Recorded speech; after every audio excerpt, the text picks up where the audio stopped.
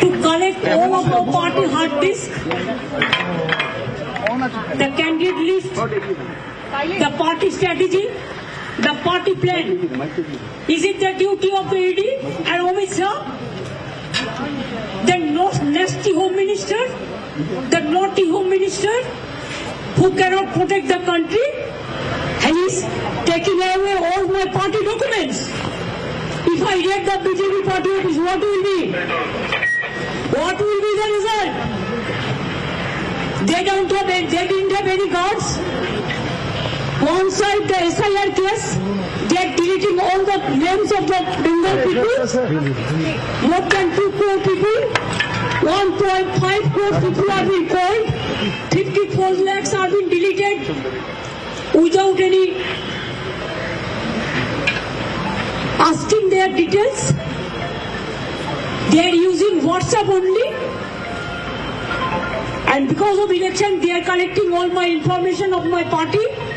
देखो मैंने सब लेके आया, because I rang up Pratik, because he is the in charge of my party. So my hard disk, see, phone, hard disk, all they are collecting, and they have already attacked my IT office also. In fact, sector 5, I am going there also. Somnath, সংঘাতের এক নতুন মাত্রা শুরু হলো অন্তত এই জায়গা থেকে, নয় কি? তুমি দেখো যেখানে এসআইআর নিয়ে বারবার শুরু হলো অন্তত এই জায়গা থেকে, নয় কি? তুমি দেখো যেখানে এসআইআর নিয়ে বারবার মমতা বন্দ্যোপাধ্যায় সরব হয়েছেন, বারবার কেন এসআইআর এর নাম করে ভোটারদের নাম কেটে দেওয়া হচ্ছে তা নিয়ে প্রশ্ন তুলেছেন। ঠিক সেই জায়গায় আজ যখন আইপ্যাকের কর্ণধারের বাড়িতে এবং তার সংস্থায় ইডির তরফে হানা দেওয়া হয়েছে, অভিযান করা হচ্ছে, তা নিয়ে মমতা বন্দ্যোপাধ্যায় ফের কেন্দ্রীয় স্বরাষ্ট্রমন্ত্রীকে আক্রমণ করেছেন। এবং তোমাকে জানিয়ে রাখি, মমতা বন্দ্যোপাধ্যায় এই মুহূর্তে সল্টলেকের উদ্দেশ্যে রওনা দিয়েছেন, সেক্টর 5 এর উদ্দেশ্যে, যেখানে আইপ্যাকের যে অফিস রয়েছে সেই আইপ্যাকের অফিসে মমতা বন্দ্যোপাধ্যায় যাচ্ছেন, যেখানে কেন্দ্রীয় তদন্তকারী সংস্থা হানা দিচ্ছে।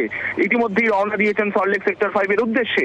অন্যদিকে মমতা বন্দ্যোপাধ্যায় এটাও স্পষ্ট করলেন যে তার দলের অর্থাৎ তৃণমূল কংগ্রেসের যাবতীয় তথ্য আইপ্যাকের অফিসে রয়েছে, তার কর্ণধারের বাড়িতে রয়েছে, সেই ডকুমেন্টসগুলি তিনি নিতে এসেছেন। কারণ ইডি এই হানা দেওয়ার নাম করে কার্যত তার পার্টির অর্থাৎ তৃণমূল কংগ্রেসের যাবতীয় নথি তারা নিয়ে যেতে এসেছেন। তার দলের যাবতীয় নথি, যাবতীয় তথ্য, হার্ড ডিস্ক রয়েছে আইপ্যাকের কর্ণধারের বাড়িতে। ফলত এই অভিযানের নাম করে তৃণমূল কংগ্রেসের যাবতীয় তথ্য নেওয়ার চেষ্টা করছেন, তেমনটাই অভিযোগ তুলেছেন মমতা বন্দ্যোপাধ্যায়, যা নিঃসন্দেহে বিধানসভা নির্বাচনের আগে একটা আলাদা মাত্রা যোগ করলো তৃণমূল কংগ্রেসের প্রচারের হাতিয়ার হিসাবে। তার কারণ শাসক দল বারবার যেখানে এসআইআর নিয়ে কেন্দ্রীয় সরকারকে আক্রমণ করছে, নির্বাচন কমিশনকে আক্রমণ করছে, ঠিক সেই সময়ে দাঁড়িয়ে আজ আইপ্যাকের কর্ণধারের বাড়িতে এবং তার সংস্থায় যেভাবে এনফোর্সমেন্ট ডাইরেক্টরের অভিযান করছে, তা নিয়ে মমতা বন্দ্যোপাধ্যায় প্রতীক জ্ঞানের বাড়ি চলে যাওয়া এবং ইতিমধ্যেই তার অফিস যেখানে রয়েছে সল্টলেক সেক্টর 5 এ সেই সংস্থার উদ্দেশ্যে তার উদ্দেশ্যে রওনা দেওয়া।